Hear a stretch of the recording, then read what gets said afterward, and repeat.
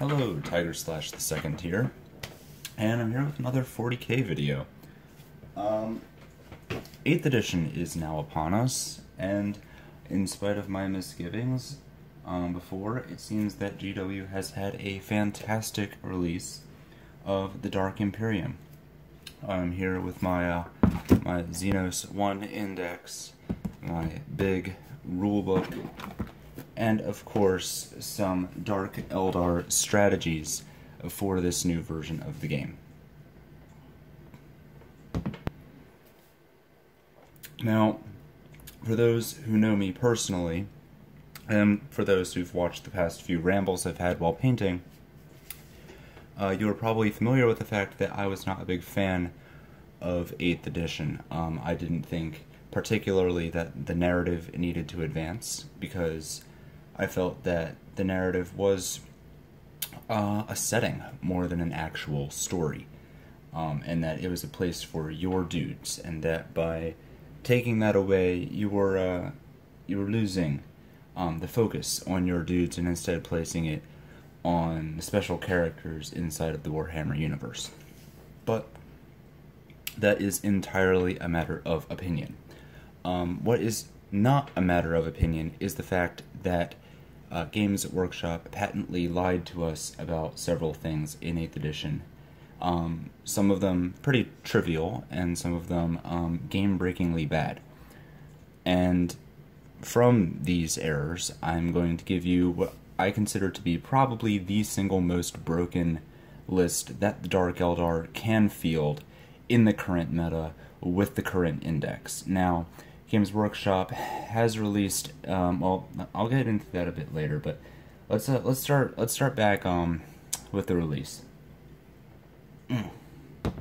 So Dark Eldar were expected. I thought they were going to be some top shelf meta, and indeed that appears to be true. The Dark Eldar seem to be one of the most powerful armies in the game right now, along with Orcs, Genestealer cults, Tyranids, Guard.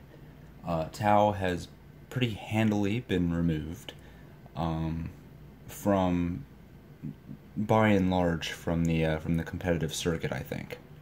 Not to say that they don't have viable lists, but much like Tyranids, they're pretty much going to be one-trick ponies.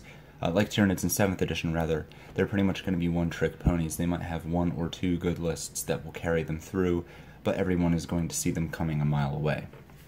Dark Eldar have a phenomenal range of different strategies that they can use, because so many of their units synergize well, as well as the fact that they are not just limited to their own faction. They actually have access to Craft World and Harlequins. At this stage in the game, we don't have codices, so there is no real drawback to going with a multi-Eldar faction force. You're not really losing anything. They also have the Yanari, which very recently has been made. You can only have Yanari in a specific detachment. What that means is, although you can mix and match Yanari in your army, you cannot mix and match Yanari and not Yanari in the same detachment. So if you want Homunculus Coven units and Yanari units, they're going to have to be two separate detachments. This, in my opinion, finally gives Eldar players a reason to field more than just the largest detachment they can and fill it up with units. Some substantial nerfs have also happened from the indexes to the current errata that I'll get into later that have affected Dark Eldar strategy, in my opinion. But right now, let me talk about some of these issues that I've noticed with 8th. Now, Games Workshop promised that they were not going to Age of Sigmar 8th, and I don't believe that was entirely true. The reason I say this is because while Age of Sigmar has 4 pages of rules, 8th edition has 8 pages of rules. So they've doubled the number of rules, but the problem still remains of the game is too simple. They have done away with what they consider to be complex rules, and they've done away with just about every universal rule.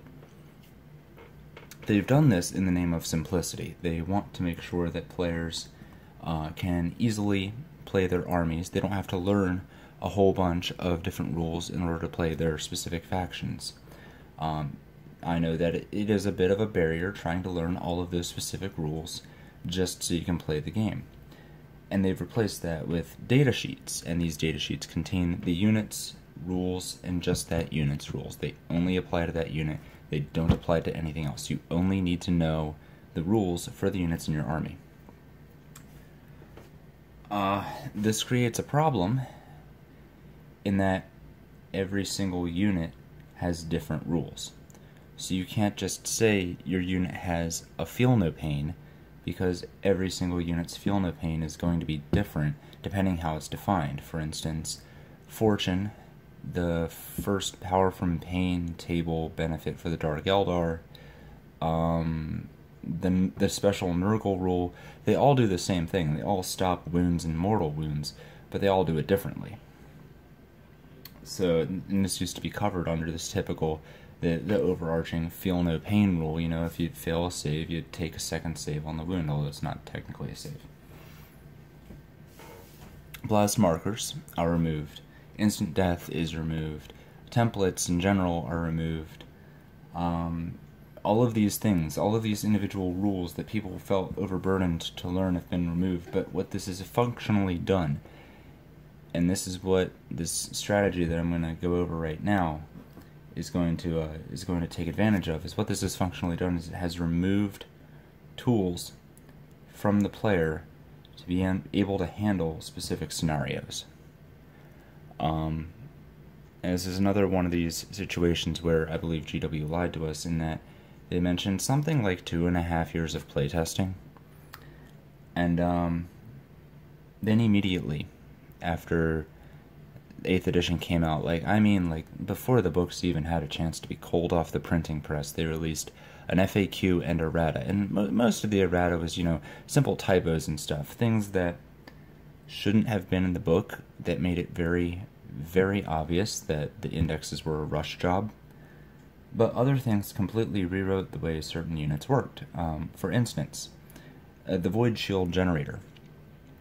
In Imperium Index 2, gave a 4-up invulnerable save all around it, and then it degraded over time as it took more wounds, and it had a 12-inch bubble, so basically it was the old Void Shield generator, except now instead of having Void Shields that regenerated, it had an invulnerable save that degraded as the shield took damage, and that served its functional purpose. But for some reason, someone complained at some point, and it got hit with the nerf bet, and it no longer degraded, but it had a 6-inch bubble out from the machine that gave a 5-up invulnerable save. Now, this wouldn't be so bad if it wasn't for the fact that the unit had to be wholly within that 6 inches of the 6-inch radius of the Void Shield generator. A large unit, like a blob of conscripts or something like that, is not going to very easily, if it physically can, fit within a 6-inch radius of a Void Shield generator. And for a 5-up invulnerable save for 190 points is just outrageous. So at that point, it made more sense to bring, weirdly enough, the Sky Shield landing pad, because it's almost half the points, it's half the cost in dollars, and its footprint is about the same size, and it does the same thing. It gives a 5-up invulnerable to save to anything that's on its platform. So, yeah, that's like I don't understand where the playtesting was with that. But finally, the playtesting really breaks down when you look at the strategy, or this strategy right here. This strategy revolves around entirely, pretty much, one unit. And you're going to find this a lot in these early tournament lists that I've seen winning a lot, that I've seen being brought to tables a lot, is they all revolve around one unit. In this case, it is the Razorwing flock. Now, this is not the Games Workshop Razorwing flock. This is a Murder of Crows zombicide model that is being proxied as a Razorwing flock. And as you can see, it's not a terrible model. It's made of the same rubbery material that the Reaper bones are made out of. And Guillotine Games sells these for anywhere from $20 to $25. You can find them on Amazon. They come 15 to a box for about $20 to $25. And this is a third-party 40mm base. It's not made of resin. It's cheaper. It does the same job. And it doesn't look bad either. The Razorwing flock costs as much as a Cobblite Warrior. It has 4 wounds, no save, 12-inch movement, the fly keyword, and has 8 attacks. It hits on 5s. It has strength 2, so it will almost universally be wounding on 6s. Has no AP attached to it, obviously. And it has leadership of a 4. So it doesn't look too impressive on paper. Where things start to break down, though, is if you have a Beastmaster near this thing, it gets to re-roll all of its failed to hits. And it can use the Beastmaster's leadership of 7, which if you give it a combat drug will make it leadership 8. 4 wounds a base means that this thing is going to have to take 4 wounds before it even starts to consider leadership. And being the cost of a Cobblite Warrior means that taking lots and lots of these things becomes very affordable very quickly. The fly keyword means it's a threat to everything and can leave combat on a whim. It can even charge flyers. It can charge a Storm Raven gunship. And it takes perfect advantage of all of the rules that 8th edition has ushered in that have broken down the game. Let me show you a quick example here. This thing is balanced around wounding a Space Marine on a 6. It is strength 2 against toughness 4. The toughness is double its strength. It will wound the Space Marine on 6. It's not very threatening against a Space Marine. Space Marine has a 3-up save. This thing will also wound a Night Titan on a 6. And a Night Titan has a 3-up save.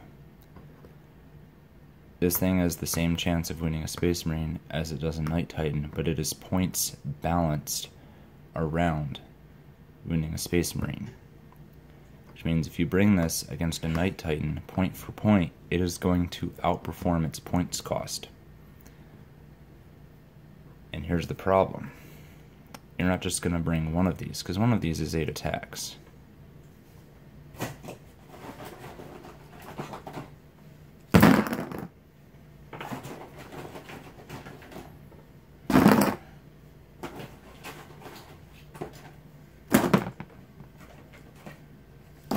You're going to bring as many as you can fit in your list. Because each one of these birds requires 4 wounds. They have to roll to hit, they have to roll to wound. It's only toughness 2, but that doesn't really matter because you're forcing weight of dice upon them. You can very easily fit 150, 200 birds in a single 2,000 point list. 200 birds is 800 wounds. It is 1,600 attacks per round. Rerolling if there's a Beastmaster nearby. This is where the game begins to break down because no one playtested this. Now, I don't know if I'm the originator of this strategy. At the time of my posting this video, I know that it has placed in a UK GT going 5-0. I know that other people have begun constructing bird lists. I don't know of any other GTs that they've placed in.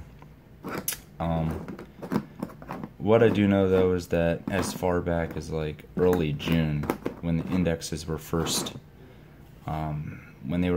leaked, I looked through, and because I had heard rumbles of Brimstone horror lists containing 100, 200, 300 Brimstone horrors for 2 points apiece. and they had Scary Smite, and they had a 4-up invul save, and it was difficult to beat that many things. I mean, how are you going to fire that many shots? I needed to find something that would counter that. Kavalite Warriors seemed good. I could throw a bunch of those on the board, but these were the same cost and points, and they had more attacks. Didn't matter if there was no AP. Didn't matter if they were only wounding on 5s. Brimstone Horrors aren't that tough. And used to do the job against just about everything. And the more I looked at it, the more the math I did, the more I realized that at a certain point it becomes almost impossible, unless the opponent is running a similar list of just masses and masses of units, to beat a list like this. It is just going, the sheer footprint. This is the 30 right here. The sheer footprint is going to be enormous. If you space these out properly, it could be impossible for an opponent to deep strike on the board by turn 2.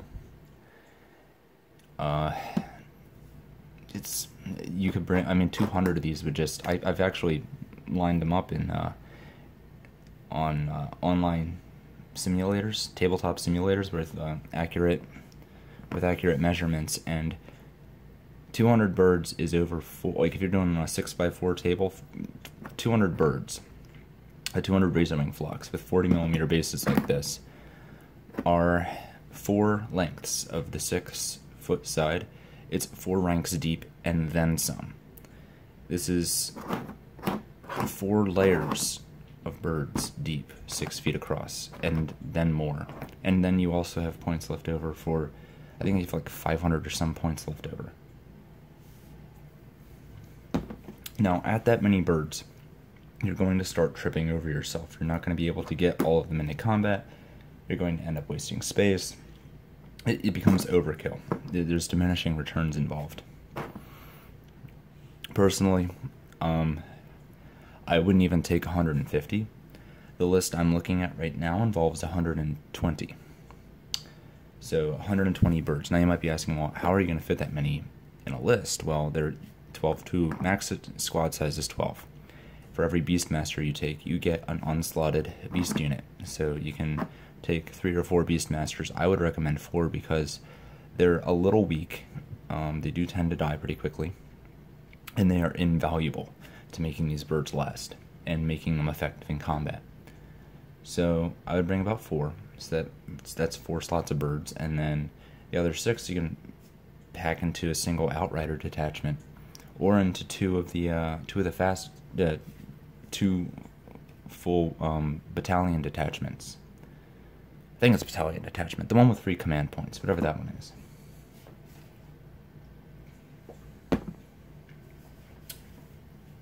So yeah, that right there would run you, I believe, just shy of 1,000 points. You can bring Kronos, and if the Kronos is near them, and that's the other thing too, it just has to be near, not wholly within 6 inches of the Beastmaster or the Kronos. It just has to be like, one has to be within 6 inches and the rest can daisy chain out.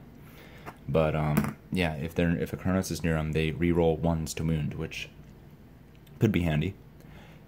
Because they are technically Dark Eldar or Drukari or whatever the fuck they're called now, you can give them the Yanari keyword.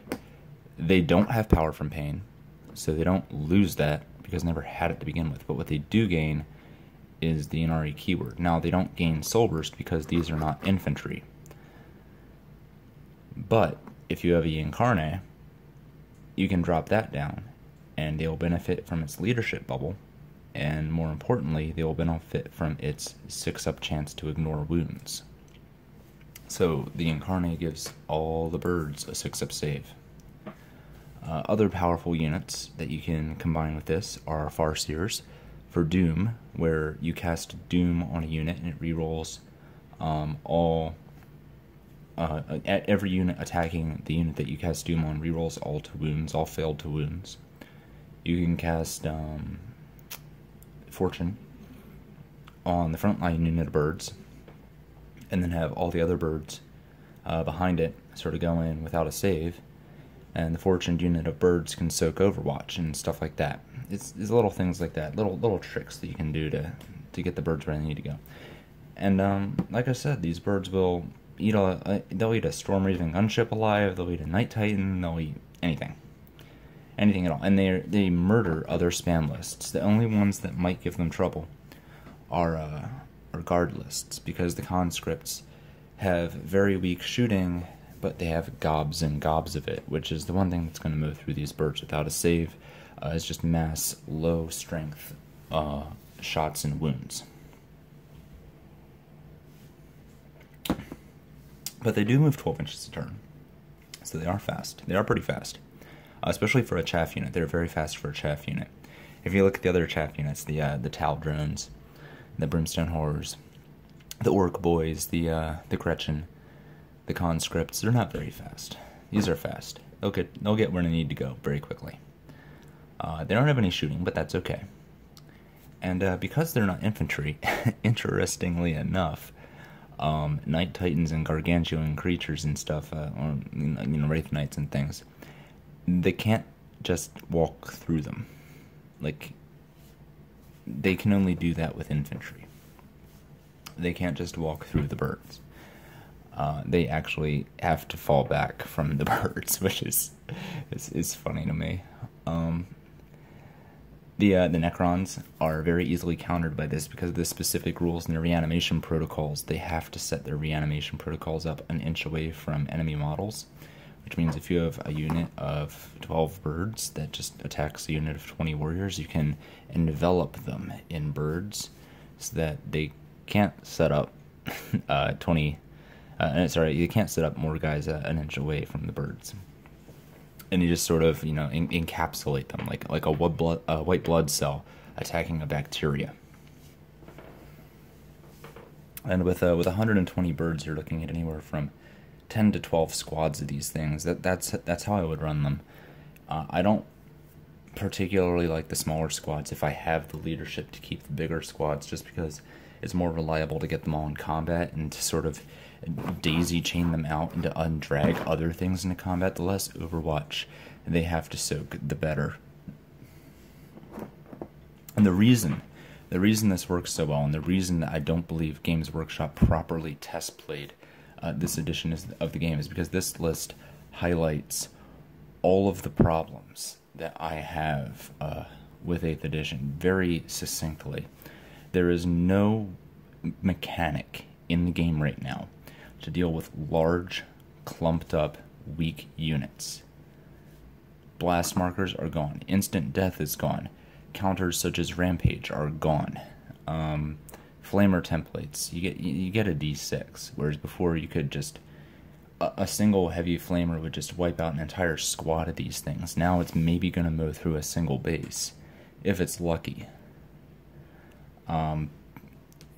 The leadership checks are trivial to mitigate. If you have a Tantalus with an Archon in it, the entire Razorwing flock army, as long as they can draw a line of sight to that sucker, is fine.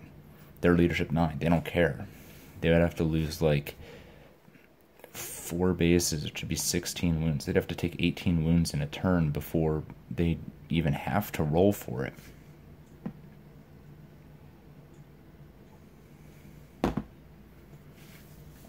And this same principle applies all the way down the road. This is why Brimstone Horror spam is so good. This is why the Gretchen spam, the Conscript spam, the Tal Drone Clouds, all of them are so good, is because there is nothing in the game right now that can deal with a large number of spammable weak units like this that are inexpensive, and it doesn't matter if they die or not. Now, I've heard rumors that they're gonna nerf the Razorwing flock and jack the points up to like 25 points of base or something ludicrous like that. And if they do that, that's fine. That doesn't really matter because that doesn't solve the problem. You can just move on to the next cheap unit. For instance, you can move on from birds to Coblite warriors or something like that, because the same rule applies. There's just nothing to stop a large number of weak, inexpensive units from just clumping together and just holding stuff.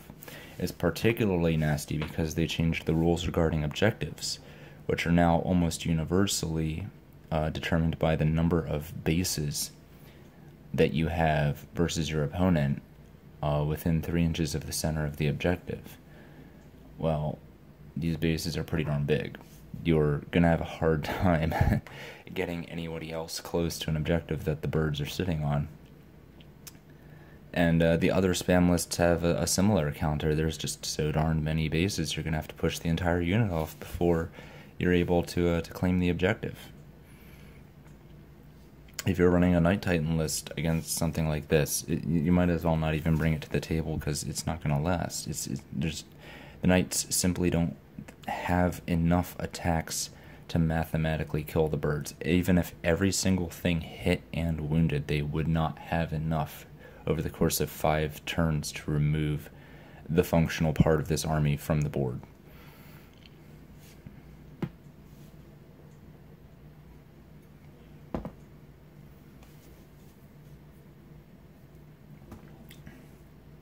And in the meantime, while lists like this are incredibly powerful, Games Workshop has seemed to go out of their way to remove any possible retaliation that there might be to lists like this, even outside of, blast templates and such like that.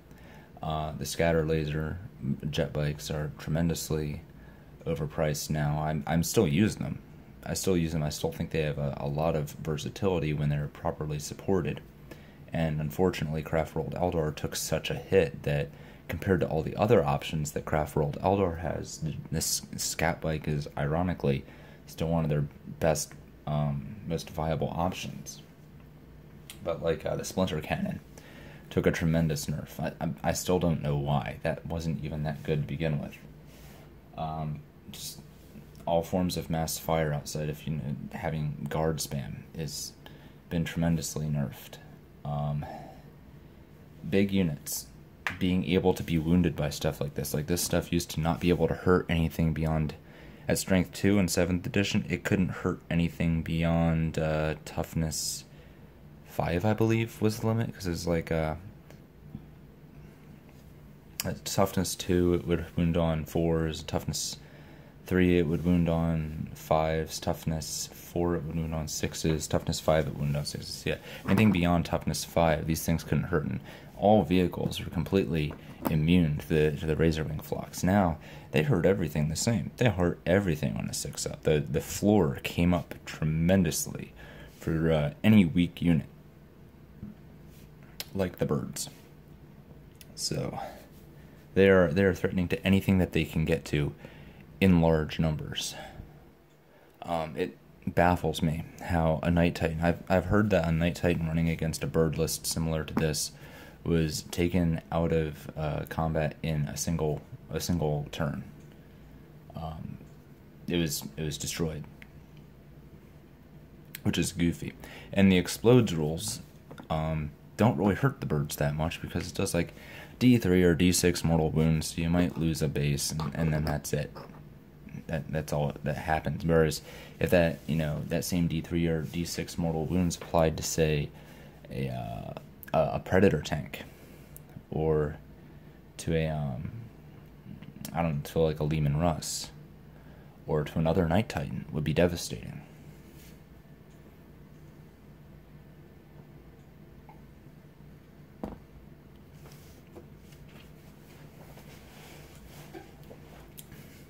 So yeah, I have 30 birds right here.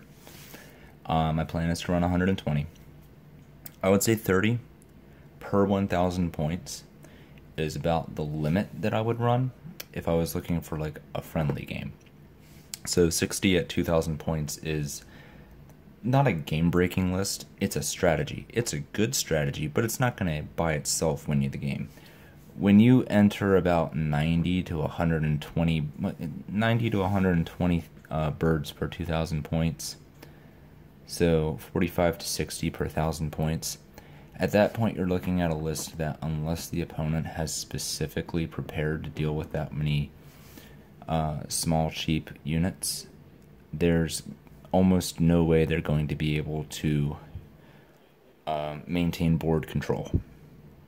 There's simply going to be too much going on. Too much is going to be engaged in combat after turn 2.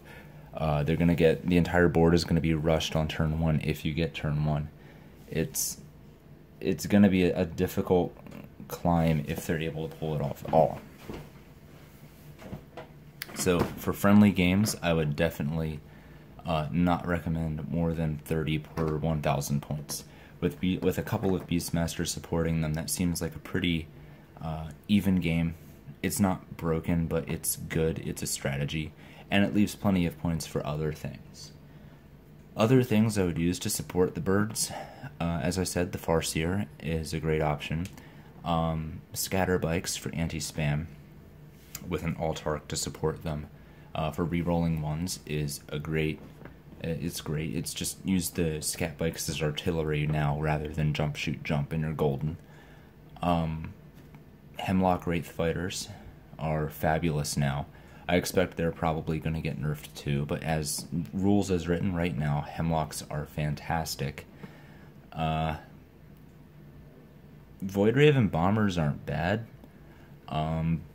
Personally, I wouldn't bring them. The Tantalus is fabulous. The Tantalus is also Forge World, so you can take or leave that as you please.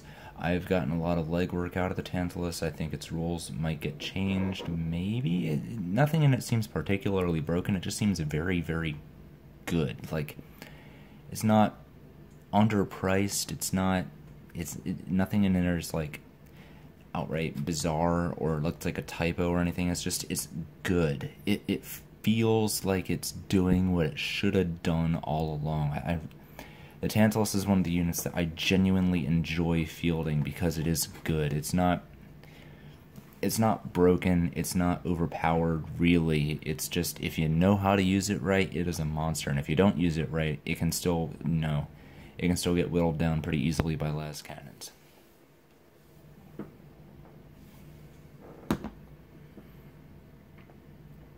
So, yeah, anything else I want to add? Supporting units to the birds. You could bring a Succubus, but they aren't Witch Cult units, so you don't get the Succubus's benefit from it. The Farseer's psychic powers are really where these things shine. Warlocks don't do anything for them because they're not Craft World. That's another weird thing about 8th edition is the psychic powers are almost like the special traits that the Farseers and such give, in that the HQs give, and that they only affect like a particular, like the Archon will only affect a particular cabal. Only a particular cabal can use the Archon's leadership, or only a particular witch cult can benefit from a Succubus's special thing. The Warlock psychic powers are exactly the same, and even some of the Farseers, but Doom in particular works on everything, wounding that target. So that is absolutely essential for turning these little guys into just a straight up murder machine. The Chronos does the same thing, but it's much worse. It's sort of the same thing. It allows them to reroll 1s to wound, but also the Chronos lets them regenerate if the Chronos itself swings and does damage in combat.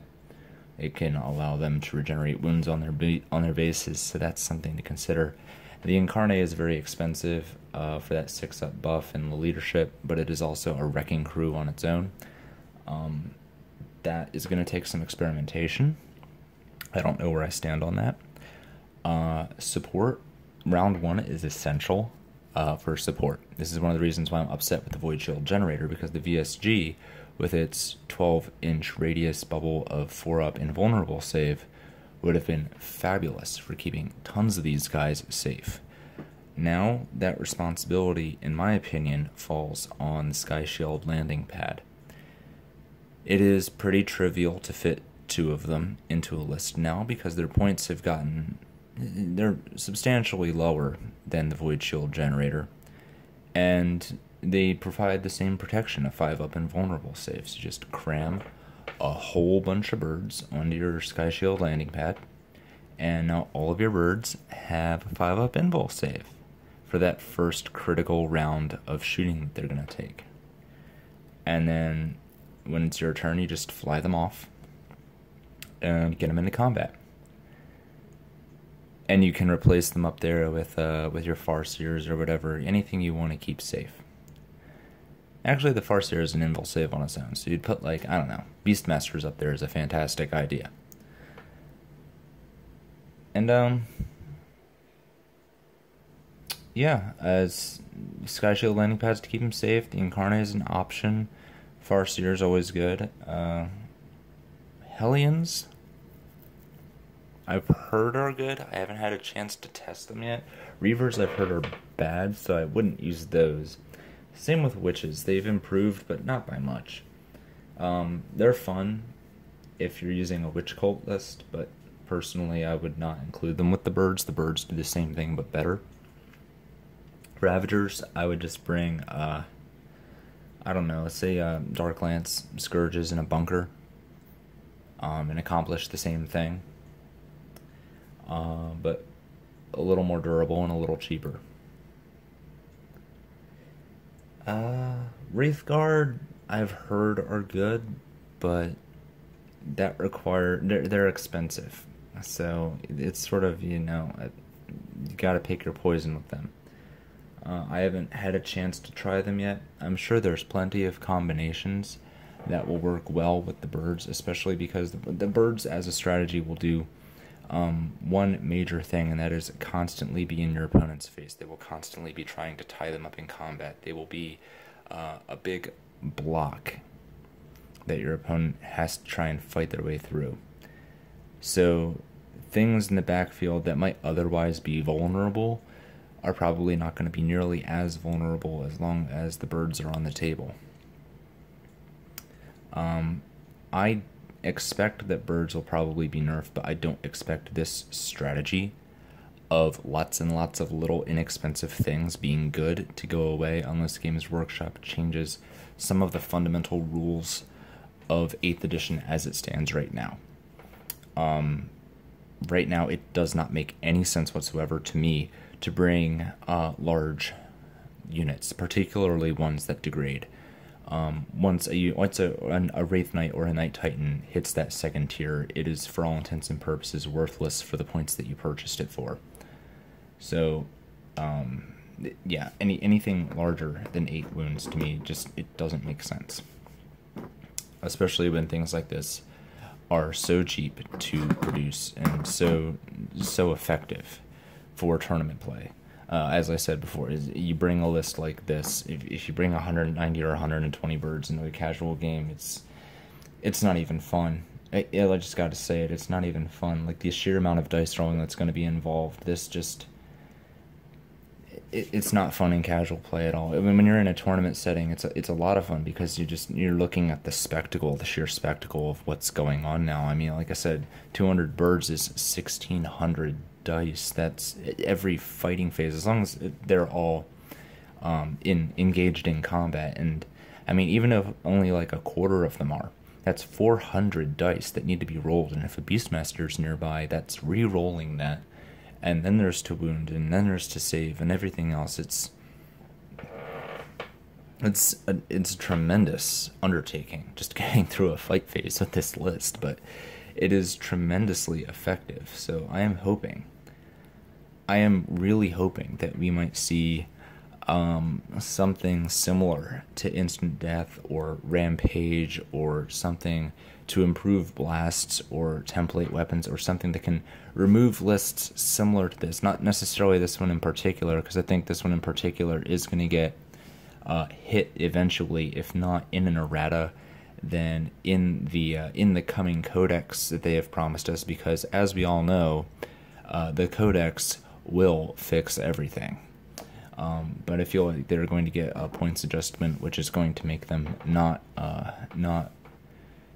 worth bringing in large amounts. Or really, when it comes to units like the birds in 8th edition, if they're not worth bringing in large amounts, they're not worth bringing at all, because they're essentially just disposable birds. The same could almost be said of Kabbalite warriors. They don't really serve a purpose other than being dudes that die quickly and try to do as much damage as possible in the meantime, protecting the more resilient units. So we'll see what happens with that. I expect that once the bird list does get nerfed, if it does get nerfed, Cobblite Warrior spam or Witch spam or Rack spam or something along those lines is gonna pick up the mantle and sort of carry the same strategy forward for the Eldar overfaction. If not that, then like Storm Guardians or something else. And Brimstone Horrors, if they get nerfed, then it'll just be the next one up, and we'll see like I don't know, like Nurgling spam or Scarab spam or Daemonette spam or Necron Warrior spam or something like that. So it's always going to be the same one unit. It's always going to be buffed to the snot out of it. So if you have any ideas on how to deal with lists like this, if you have any ideas on what possible counters or fixes might be, if you think I'm completely wrong and that the rule set is flawless, as is, and has obviously been play tested for 2.5 years to account for all contingencies, and that's why they needed errata 2 weeks after the release, please let me know in the comments below. Till then, this is Tiger Slush, 2nd out.